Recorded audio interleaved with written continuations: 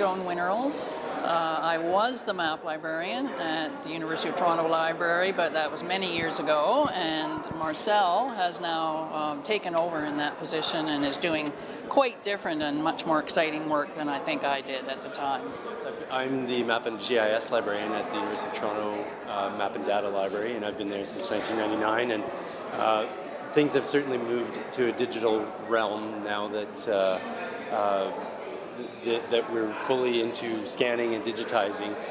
It's brought on a new kind of librarianship, a new kind of map librarianship that now involves much more databases and very high resolution imagery as well. Well, the maps are from the mid 19th century, and they're held across the country in several institutions, rare map and rare book libraries, in map libraries as well. And they're in tattered states. They're massive wall maps. Some of them are bigger than others. There are about 53, 56 maps, total maps. 30 or so are of Ontario. Some of them contain just one county. Some of them contain 2 or 3 counties.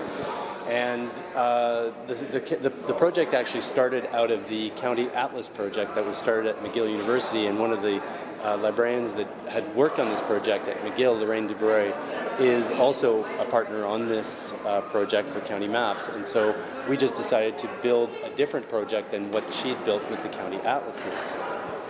Yeah, and really the whole point about the county maps is, I mean, you can talk about maps and why are maps important, but you have to know what kind of a map it is, what kind of data it has on it, and what sort of scale it's at, because if it's too small, you're not going to be able to show very much.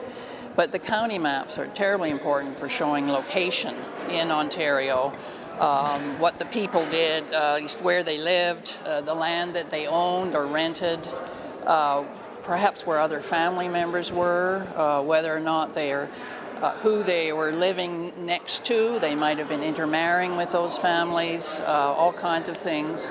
And the maps are also extremely important for showing all kinds of cultural information, like roads, railroads, mills, tanneries, all kinds of small industries, post offices, schools, churches, and all of those sorts of things. So, and crucial to this project is those names of people on the maps. And so what we've done is we've compiled those names, or are compiling those names, and compiling them geographically. So they're in a database that's geographically enabled, and we're displaying that on the web. Through search engines, you can find names, and you can then overlay that on top of the actual historical map that's been scanned and geopositioned as well. So that's the core of the project. It might be a sense of ethnic groups in an area. It could be a very complex survey grid for some of the areas that were not surveyed in the rectangular survey. It could be the fact that one of the local landowners actually runs an inn, and this is shown in a tiny little way across the road from his 200-acre lot. Really, you just have to look at the area and see what you're going to get out of it. It's pretty hard to generalize from one county map to another. It can show you how much of the land is occupied. And certainly in the area south of Ottawa, there are an awful lot of townships there that are not well occupied in this period, and they're blank on these maps. But it was marginal farmland as well. Gives you a sense of that, of the agricultural capabilities too. Well, you certainly don't see those names on maps anymore. After the county atlases came after the county maps, and after that you rarely see maps with people's names on them. You get hints of things, and you get certain maps with some names, but not as an actual focus of the map. Yes, in fact, what you go into in the 20th century is topography, so much more details on the physical background, the contours, the rivers, and things like that, and location of, say, buildings, but not names at that point. And by that time, the survey grid has already been established, and the topographic surveys that are developing are using those as markers and ways of continuing on the topographic mapping. Yeah. Well, we would look at this from the point of view of maps and of geography, and the first thing I would say would be that the township survey grid, which created such a mark on the land and is still, of course, very, very much in use today, and the pattern of the rectangular survey is very evident. And maybe the later one might be railroads, the importance of railroads and opening up transportation, which was still, the roads were still very bad at that point.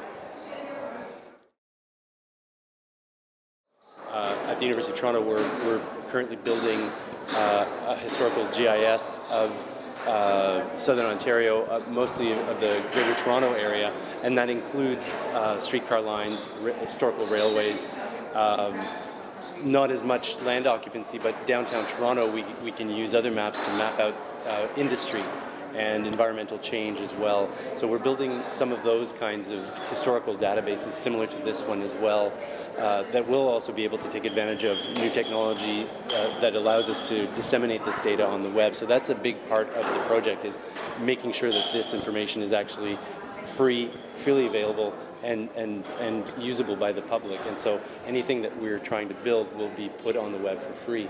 And one of the other things that I'm involved in at the moment is actually building a partnership so that people have ways of disseminating these data sets and have ways of building websites. So it's a funded project that will bring together the public as well as academics, so that they are involved in this as well, because this project can have academic usage, but it's clearly also something that can be used by the public. Yes, and genealogists, very much so, yeah. Well, the project is actually funded very minimally, because we tend to do this as part of our job or as on volunteer time. So there are actually several GIS and map librarians involved across the country, former librarian at McGill, a librarian at the University of Guelph, and a librarian at Western University, as well as myself. And we did get a bit of a seed grant a few years ago, but that was mostly to collect environmental information that is held on these county maps. Well, certainly crowdsourcing is one of the things. At the moment that's not set up, but that's something that I'm planning on using with the new technology that we're using to build the database. We can actually implement crowdsourcing quite easily. But also at the moment, if anybody wants to, they find errors, to report back errors is always useful. And requests for more information allow me to then go to get more funding to be able to bring more information, to build more of these databases. So if people can support us by spreading the word and explaining if it is useful to them, then it can be built even further. So that would be useful. Yes, I mean the indexing of names, just the way you have people indexing names in the census. You know, it's just absolutely perfect for that, because there are quite a few maps that still need to be indexed, and there are only about 2 people doing it, you know. Yeah, so the project is far from being over, as we've got about 50,000 names in the database, and that's probably half of what can be created in the end. So.